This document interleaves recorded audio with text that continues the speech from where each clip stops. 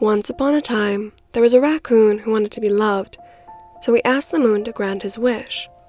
The moon nodded, and a shadowy figure appeared, half hidden by the trees. "Hold my hand," the shadow beckoned. The raccoon held the hand and pulled. "Come into the moonlight," he asked. The figure came into the moonlight, and it was the raccoon himself. "You tricked me," the raccoon said, feeling betrayed. The moon sighed and spoke gently. "You wished for someone to love you. That someone should be you." Not accepting the words of the moon, he went back to his cottage and grumbled fiercely, writing in his journal to never ask the moon for help ever again.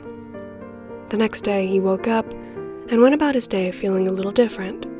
While the anger had worn off, he just kept thinking about what the moon had said. Deep in thought, he passed by a wall of flyers pinned on the town hall board. A brightly colored one caught his eye, pulling him out of self-reflection. So he read it. It said, "For hire, jack of all trades handyman to work at the Witch's Tavern. Full-time position with room and board. To inquire, go to any large body of water and shout, 'Witches like orange juice.'" He frowned. What a weird job flyer. Why does this one tavern need a repair person so often that they want to hire someone full-time? And where was this tavern located? The method of inquiry was also unique for sure. He was a handyman, but he wasn't sure about this job ad. Instead of grabbing the flyer, he immediately wanted to tell Miss Blue Lily about it when he arrived at her house. He needed to fix a couple of tiles in her bathroom, and that was his next location for the day. When he arrived at her house, he fixed the tiles and a couple of other things that Miss Blue Lily had forgotten to mention.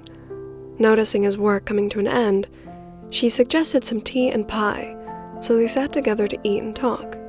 As they shared life updates with one another, he told her about the moon and the strange flyer. When he finished up his story, Miss Blue Lily had a sparkle in her eye. She spoke very excitedly. "Don't you see? This is a sign."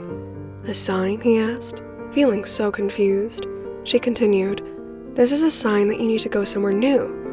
The moon's wise words and then the flyer. You should take the job." He sighed, not feeling the suggestion. "How is this job going to help me? Even if I go somewhere else, it's not going to change anything. I'm still going to have to find a way to love myself." Miss Blue Lily's feathers had puffed up in frustration. She had to convince this silly raccoon to take the job. "Well, it's a long journey to love yourself. It doesn't happen overnight, and you need to work on yourself constantly, just like you work on friendships. You have to work on loving the parts of yourself you don't like. Maybe going to this place is what you need. Maybe new experiences will help spark new ideas, give you different perspectives. In the end, it's up to you." She made some good points, and he wondered if he needed to leave to try to figure things out. When he left Miss Blue Lily's house, he took a walk to clear his thoughts, and didn't realize he had walked to the lake across from the library. He couldn't help but laugh. This is a body of water. What if he shouted, "Witches love orange juice here"? Would something happen? There's no way, he thought. Just for the fun of it, he shouted the phrase, and for a couple of seconds, nothing happened. Then, all of a sudden, a gust of wind knocked him off his feet, and the lake turned purple.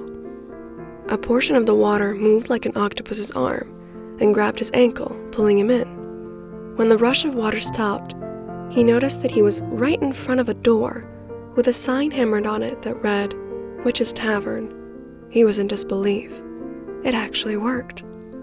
Then the door opened, and a dragon appeared, smiling at him.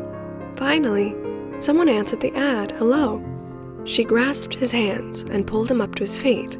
He was immediately pulled into the tavern, which was quite cozy and clean. Sorry, I'm not here for the job.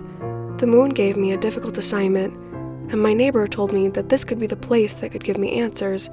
Sorry." He now felt so guilty for shouting that phrase at the lake. Not discouraged, the dragon clapped her hands. "Well, you're at the right place. Our tavern houses all sorts of people like witches, sword masters, adventurers, and holy warriors, so there's lots of very knowledgeable people here. I bet there are some regulars and newcomers to the tavern that could help you solve your assignment." It all sounded really exciting, and when he was brought to the room, he couldn't refuse the job. It was such a charming room, all decked out and welcoming, so he felt hopeful. When he accepted the position, his to-be boss, the dragon, beamed, very grateful. And as he looked in the window, he saw the moon and felt a bit apologetic. He promised the moon that he would listen, now ready to start finding love for himself.